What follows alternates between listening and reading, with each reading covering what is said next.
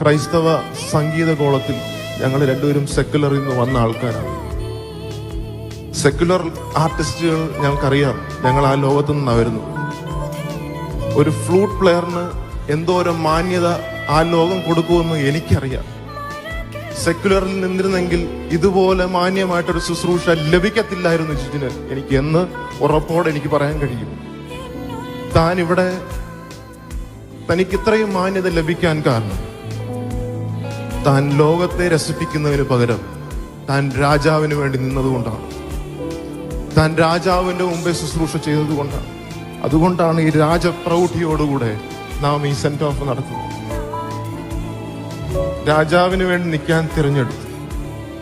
അത് പലപ്പോഴും നമ്മളൊക്കെ ഈ ശുശ്രൂഷയ്ക്ക് ചെല്ലുമ്പോൾ പല കൺവെൻഷനുകളിലും പല വേദികളിലും ഞങ്ങളെയൊക്കെ ഇൻട്രൊഡ്യൂസ് ചെയ്യുമ്പം ഇപ്പൊ എന്നെ പറയുമ്പോൾ ഐഡിയ സ്റ്റാർ സിംഗറിന്റെ കാര്യമൊക്കെ പറയും. ഞാൻ അത് കളഞ്ഞ് സിനിമാ മേഖല കളഞ്ഞു വന്നു. ഒന്നുമില്ല, ഞങ്ങളൊക്കെ ഒരു വിലയും കൊടുത്തിട്ടില്ല. കാരണം ഞാൻ സേവിക്കുന്ന എന്റെ രാജാവ് തന്റെ ജീവനെ കൊടുത്തു.